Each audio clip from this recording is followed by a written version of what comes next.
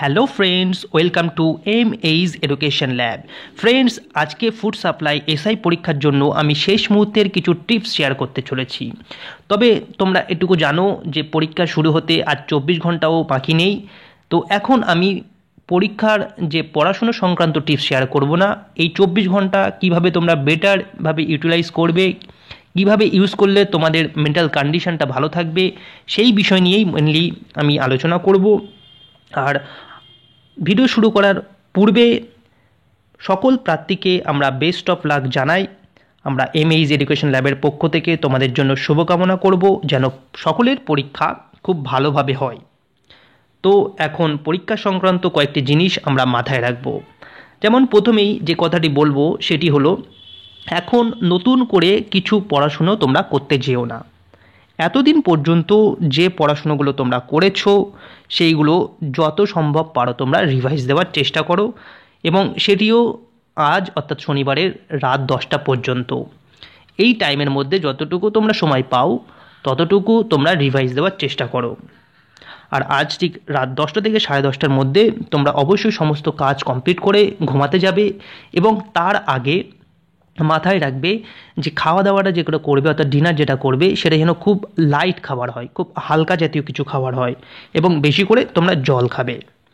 এবং রবিবার অর্থাৎ কাল তখন কি করবে, একটু সকাল সকাল ওঠার চেষ্টা করবে, এবং খুব তাড়াহুড়ো নয়, খুব ধীরে ধীরে তোমরা রেডি হতে শুরু করবে।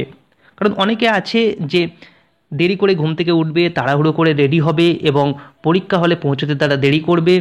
এইভাবে তোমরা করতে যেও না। তো হাতে যথেষ্ট তোমরা সময় নিয়ে তোমরা পরীক্ষা হলের দিকে রওনা হবে।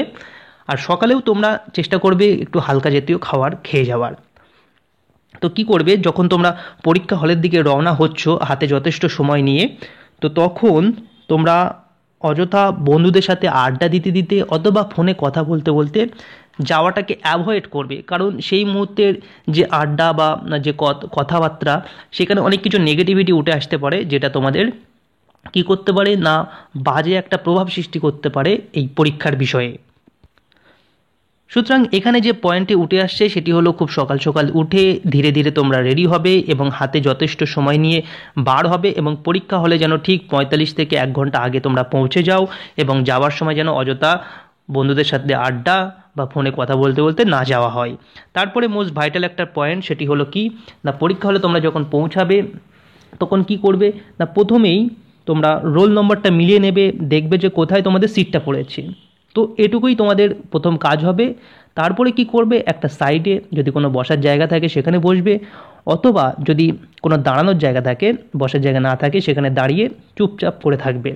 সেখানে তোমাদের চেনা অথবা অচেনা যে বিভিন্ন পরীক্ষার্থীরা থাকবে তাদের সাথে অযথা ডিসকাশান বা কথাবার্তা বলতে যাবে না।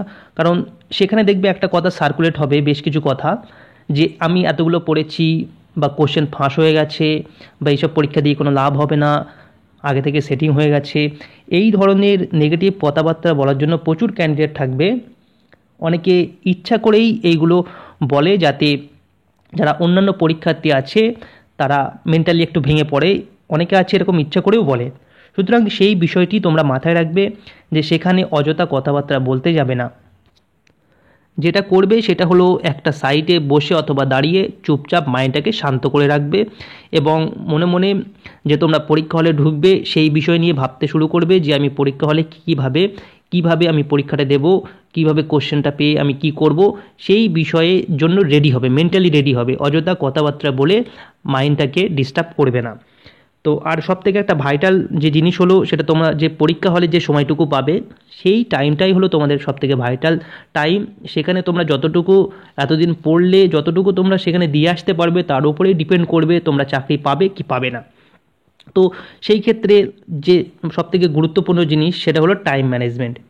তোমরা একটা জিনিস মাথায় রাখবে যে এই ফুড সাপ্লাই এসআই পরীক্ষা, এখানে কিন্তু তোমরা অলরেডি জানো যে 50টি জিকে এবং 50টি ম্যাথস থাকবে, অর্থাৎ অঙ্ক থাকবে।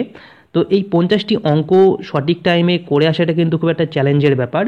তো তোমরা কি করবে, প্রথমেই যখন ওএমআর শিট কোশ্চেনপত্র হাতে পাবে, প্রথমেই তোমরা ওএমআর শিট খুব সুন্দর করে নির্ভুলভাবে ফিল আপ করবে, কোথাও যেন ভুল না হয়, এবং তারপরেই কোনো সময় নষ্ট করবে না।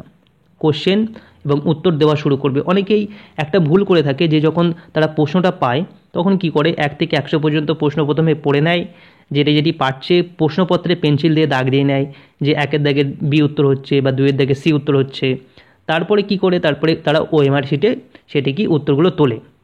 কিন্তু তোমরা এই ভুলটা মনে হয় করা উচিত হবে না, কারণ এই ফুড সাপ্লাই এসআই পরীক্ষার জন্য কিন্তু তোমাদের 50টি জিকের পাশাপাশি 50টি অঙ্ক করে আসতে হবে এবং সেটি যথেষ্টই টাইম লাগবে।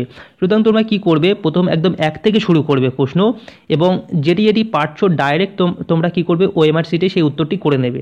আমি ধরলাম তোমরা 1 থেকে শুরু করছো, 1-এর দাগের সি উত্তর হলো, তো সেই সি এর উত্তরটা তোমরা ওএমআর শিটে ডাইরেক্ট গোল করে নেবে, প্রশ্নপত্রে সি এর দাগটা দেওয়ার দরকার নেই, ডাইরেক্ট তোমরা ওএমআর শিটে উত্তরটা করে নেবে। আবার ধরলাম 1-এর দাগের পরে আমি 5-এর দাগেরটা পারছি, তখন সেই 5-এর দাগের উত্তরটা আমি ওএমআর শিটে করে নিলাম। তারপরে ধরলাম আমি 7-এর দাগেরটা পারছি, তো 7-এর দাগেরটা আমি ওএমআর শিটে উত্তরটা করে নিলাম। এইভাবে 1 থেকে 100 পর্যন্ত আমরা যতগুলো উত্তর করতে পারবো ডাইরেক্ট আমরা ওএমআর শিটে নির্ভুলভাবে করে নেব।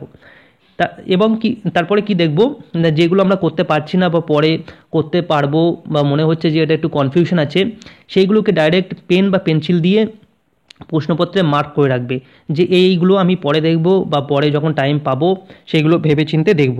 কোনো একটা প্রশ্নে গিয়ে আটকে থাকবে না যে এটা পারছি না, কেন পারছি না, আরেকবার চেষ্টা করি।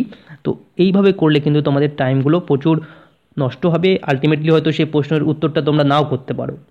সুতরাং এই পয়েন্টে আমরা কি দেখলাম না, 1 থেকে প্রশ্ন শুরু করব 100 পর্যন্ত, যে প্রশ্নগুলো আমরা পারছি ডাইরেক্ট আমরা উত্তর ওএমআর শিটে লিখে নেব, গোল করে নেব, আর যেগুলো পারছি না সেগুলো প্রশ্নপত্রে মার্ক করে নেব যে এইগুলো আমরা পারিনি। আর নেগেটিভ মার্কিংটাকে তোমরা যত সম্ভব পারবে অ্যাভয়েড করবে, অর্থাৎ ভুল উত্তর দিতে যাবে না। তোমরা যখন ওএমআর শিটে প্রথমে যেটা বললাম, প্রথম 1 থেকে 100 পর্যন্ত উত্তরগুলো সঠিক উত্তরগুলো তুলছো, তোলার পরে তোমরা একবার কাউন্ট করে নিতে পারো যে কতগুলো উত্তর তোমরা করতে পেরেছো। যদি তোমরা দেখো যে 70 থেকে 72 বা 75 বা তার বেশি উত্তর করতে পেরেছো, তাহলে আর অন্য প্রশ্নগুলো অযথা আন্দাজে টিক মারতে যাবে না, কারণ ধরে রাখো কাট অফ মার্কস ওই 70 থেকে 75-এর মধ্যেই থাকবে। যদিও এত আগে বলা উচিত নয়, তবু আমি অনুমান করে বলছি যে 70 থেকে 75-এর মধ্যেই থাকবে। তো তার বেশি তোমরা নেগেটিভ করে সেই মার্কসগুলো আনতে যাবে না, তো সঠিকভাবে উত্তর দেওয়ার চেষ্টা করবে। আর সবথেকে ভাইটাল কথা যেটা বলতে পারো সেটা হলো সোশ্যাল মিডিয়া। অর্থাৎ সোশ্যাল মিডিয়া তোমরা যথেষ্ট বুঝে শুনে ইউজ করবে।